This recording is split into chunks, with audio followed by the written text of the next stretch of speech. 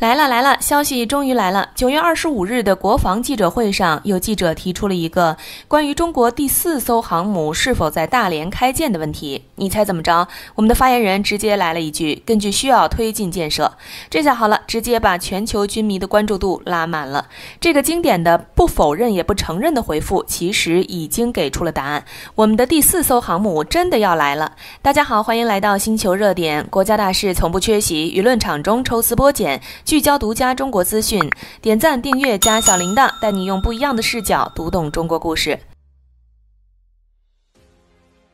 自从福建舰海试以来，全世界就早早地将目光投向了中国下一代航母，即所谓的004型。美国的动力网站早在2月13日就通过卫星照片称，中国004航母似乎已经开工，疑似组装模块之一出现在中国大连造船厂。但也有专家认为，根据进度分析，中国新一代航母可能距离开工建造尚有10日。没想到打脸来得这么快。说实话，但凡关注004航母的人都能看明白，9月25日国防部记者会上那句不掌握具体情况，压根就不是在否认，而是最典型的中国式官宣。当时环球时报记者追问大连造船厂是否在建造核动力航母，发言人张小刚的回应堪称话术范本，既没直接承认，也没明确否认，反而着重强调会根据国家安全需要推进相关建设。可别小看这短短6个字，背后藏着的信号再清晰不过。004型核动力航母恐怕已经进入钢板切割的关键阶段了。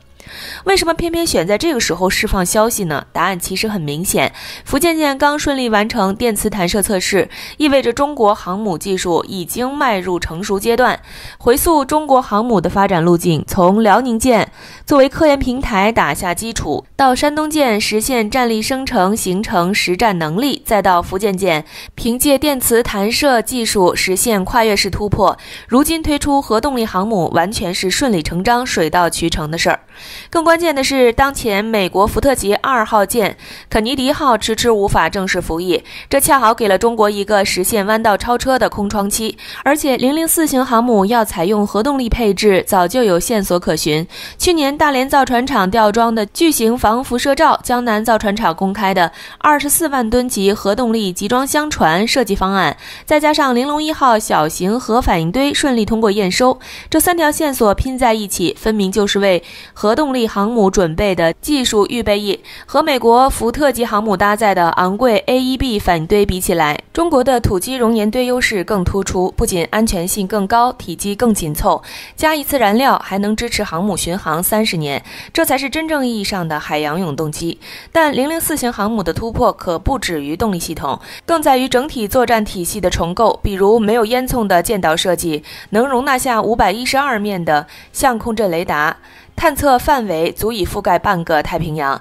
核动力提供的充足电力能支撑激光反导系统运转，面对速度达3马赫的导弹能实现瞬间气化拦截，电磁弹射轨道更是增加到4条，可同时起飞歼35舰载机与攻击11无人机，大幅提升作战效率。而根据美军相关推演报告显示，004型航母未来可能搭载歼50 6代机验证机，甚至具备在太空与大气层之间跨越作战的能力。当然，核动力不是终极目标，004型与福建舰组成的双航母编队将实现中国海军100年梦想。一艘前出西太平洋执行战略值班，一艘镇守南海开展战备巡逻，彻底打破所谓的岛链封锁。如今，当美国航母还在为电磁弹射系统频繁故障头疼不已时，中国的核动力巨舰已经在悄然改写全球海权规则。要知道，福建舰只用了9次海试就成功完成3型舰载机的起降测试，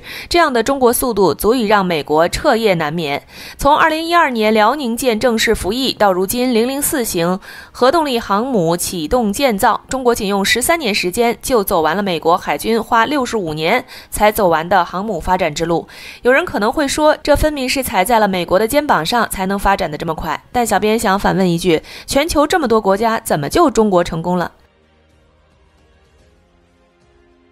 说了这么多，那这艘集全球目光于一身的航母究竟会有哪些配置呢？不妨让我们来大胆猜测一下。首先，中国发展的辽宁舰、山东舰航母属于6万吨级航母，采用了舰首滑跃甲板，各种战机需要滑跃起飞作战。滑跃起飞作战有2个绕不开的问题：第一，舰载机的出动架次上可能不如弹射型航母；第二，舰载机无法满油满挂作战，对于战机的挂载能力、作战半径造成了很大的影响。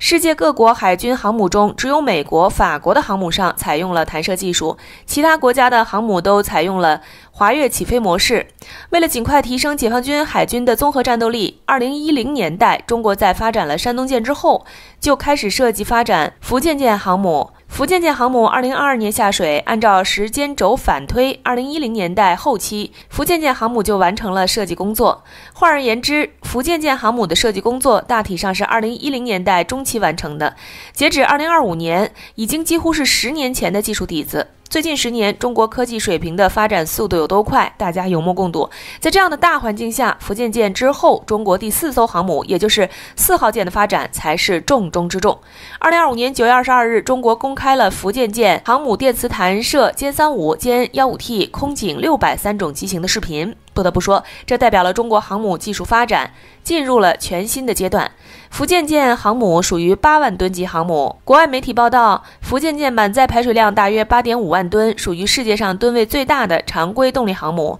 略大于美国当年的小鹰级航母。请注意，截止2025年9月，美国航母上的电磁弹射器仍然没有弹射 F-35C 战机。在电磁弹射5代机这个赛道上，中国已经领先了美国。那么，在福建舰之后，中国的4号舰到底如何发展设计呢？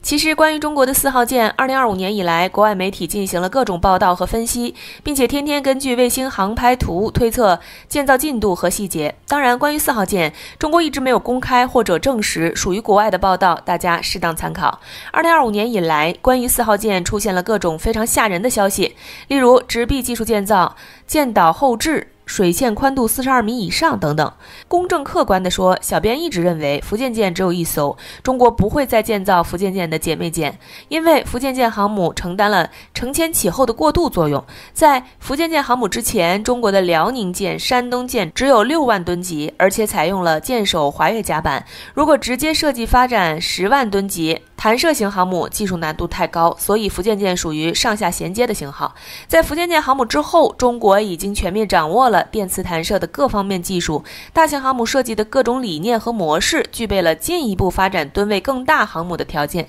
请大家联想一下，4号舰属于2020年代设计发展的航母，在设计过程中，肯定需要考虑2020年代各方面的技术发展，甚至需要具有前瞻性，兼顾将来2030年代的设计发展，例如6代机。2024年12月，中国的南北6代机项目先后首飞成功，其中北方6代机项目极有可能兼顾新一代的舰载机。换而言之，中国新设计发展的航母需要考虑兼容未来6代机的起降、弹射、机务调度等需要。这样一来，对于航母平台的框架、弹射能力、供电系统、空间设计等诸多方面都有非常高的要求，因此网络上关于4号舰出现了各种传说。首先，国外媒体通过卫星航拍图发现，4号舰极有可能采用了直臂建造技术。众所周知，美国、英国航母上就是采用了直臂建造技术，有利于进一步提升机库空间，提高机务调度。第二，4号舰舰岛后置的设计很有特点，根据推测，4号舰极有可能采用了